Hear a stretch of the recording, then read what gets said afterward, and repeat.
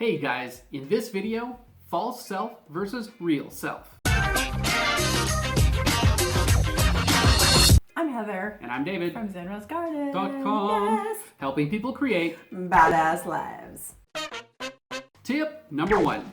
Understand what the true self is. That's the question. What is the true self? It is a very mysterious thing. And I think when we're little kids, we know what the true self is. We just kind of go around and discover we like this. That lines up with our true self. We don't like this. That doesn't line up with our true self. So we're naturally running around as kids doing what feels right to us and avoiding things that don't feel right to us until we start getting trained out of it. If we have parents that guide us and support us, they keep us alive. They go, that's not safe, that is safe. And they encourage that development and that evolvement of our true self. If we have parents that have reprogrammed ideas of what we should be according to what they've been programmed with, right or wrong, then we accept that, we integrate that, and then we kind of forget that we did. And we're doing this as a child because it keeps us safe in a pack. If our natural behavior, if our authentic true self is somehow not accepted by this pack that we're brought into, then we might get kicked out of that pack if it doesn't fit. Personally, I don't believe that the true self is something that we just discover, unveil, and there it is. I believe that it's something that we continue to create and evolve as we learn and grow through the life that we're given. We're adding parts to that true self, that higher self, if you will, and we're making it bigger and better with each life and each progression. If we're adding stuff that doesn't fit, our true self kind of stops growing. If we're adding stuff that does fit, it enhances it, it grows, it gets bigger, it gets more confident and can create and manifest more for your life. So the true self is not some static being that you have to unlock. It's there all the time. It's been there all the time. It hasn't gone anywhere. We just tend to squash it if that was the training that we received. Now you're a grown-up and you've made decisions over a long period of time based on these false beliefs or programs or ideas or traditions that you've accepted all growing up. But it's scraping against our mind, our soul, and we know something is not quite right. That causes a discomfort. That makes us feel awkward and uncomfortable, like something's not quite right. I must not be living my truth. How do I find my truth again? Those things tend to arise when we're triggered by some sort of emotion or a trauma or a divorce or something intense that happens in our life. Suddenly we're presented with that belief that we accepted that isn't quite right for us, and we have to look at it, or we force it back down. So how do we discover where it went south and how can we reverse it? And free that inner child who just knows how to play and knows that feels good and that doesn't feel good. Tip number 2. Know thyself. Aristotle said, knowing yourself is the beginning of all wisdom. Pretty smart guy.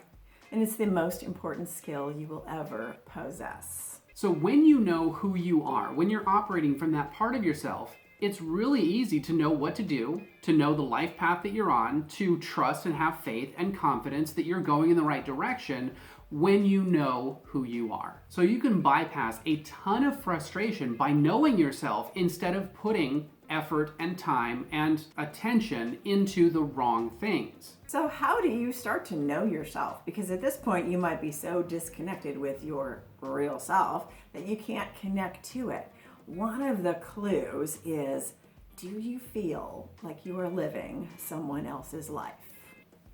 In any area of your life. This could be a little wake-up call from your subconscious saying, hey, this program doesn't really fit your truth. We're not being true to ourselves. This can cause an identity crisis. Now, we have a choice when we have an identity crisis to restart the process that we were in as a child, which is, I like this, it fits. I don't like this, it doesn't fit. We have a choice to restart the process at that point, or we can squash it back down. So these things that have squashed your truth have become a habit over time. And the great news there is you can create a new habit to liberate your true self, your child self, your inner self, to be more you. So in order to know yourself, you've got to start observing yourself.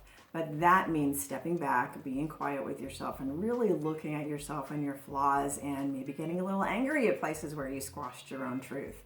So really self-analyzing is the next step to knowing yourself. But that requires you to step into the silence that might be a little bit scary and start observing.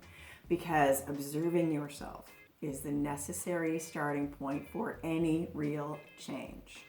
In order to know yourself, you have to see yourself without judgment. Stop judging yourself. Start seeing yourself. So what exactly should we be observing? Tip number 3. Feeling your way to authentic alignment. So what you should be feeling is who you are and what you do, or the life that you live. Are they in alignment with your feel-good meter? This is a clue to where you are living with the right operating system or the wrong operating system. How does it feel? Do your insides match the outside? Are you being yourself inside and out? Did you make the decisions in your life, in your relationship, in your job, in your house, in the way you dress, in the music you listen to? Is it based on the paradigms that have been accepted by culture or religion or society or politics or family traditions on how to be, what to do, how to dress, how you act at a certain age? All of those things, are they based on those assumptions and not on your truth? Tip number 4, the creative zone or the comfort zone. This is where you do the work of letting go of the false self.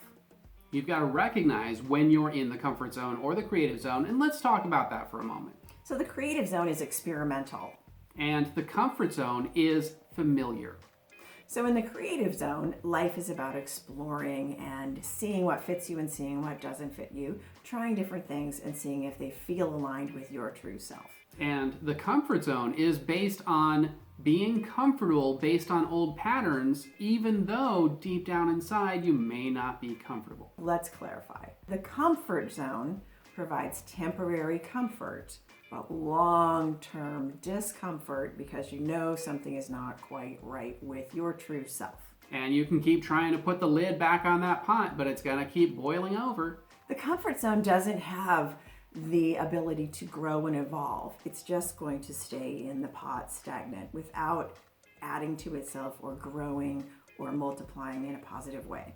It keeps you safe by blocking you in. The creative zone, however, allows you the freedom to expand. This is a short-term discomfort for a long-term happiness. Within the creative zone at first, it might be really uncomfortable to put your real self out there, but you got to do it. It takes bravery, it takes courage, but in the end, you gain confidence and you can have a long-term peace, and you can grow and evolve from that space. You can't grow and evolve from the stagnant position of the comfort zone, but you can grow and evolve once you've earned the accolades of, I got through the discomfort. Let's move forward. Let's move forward. Now it's time for that bonus tip. The 4 excuses. These are the excuses that we use to protect ourselves from being real, genuine, and authentic, from letting that authentic self out. So we each have unique excuses that we use, like this is what I'm supposed to do, this is what I should do. But there are 4 main excuses that keep us trapped in the comfort zone. See which one applies to you, or more apply to you. Time, age, money, and health. I don't have enough money. I don't have enough time. I'm too busy. I'm either too young or I'm too old, or I just don't feel good enough. My health isn't good enough. You can always do something to move yourself forward in your creative process. You just learned how to start letting go of the false self. If you like this video, hit the like button. If this video helped you in any way, share it with a friend. If you have any questions, be sure to let us know in the comments. We'd love to hear from you. For more badass life tips, Be sure to subscribe and click that bell to turn notifications on so you're the first to know when we drop a new video. or go live. Thanks for watching. And we'll see you in the next video.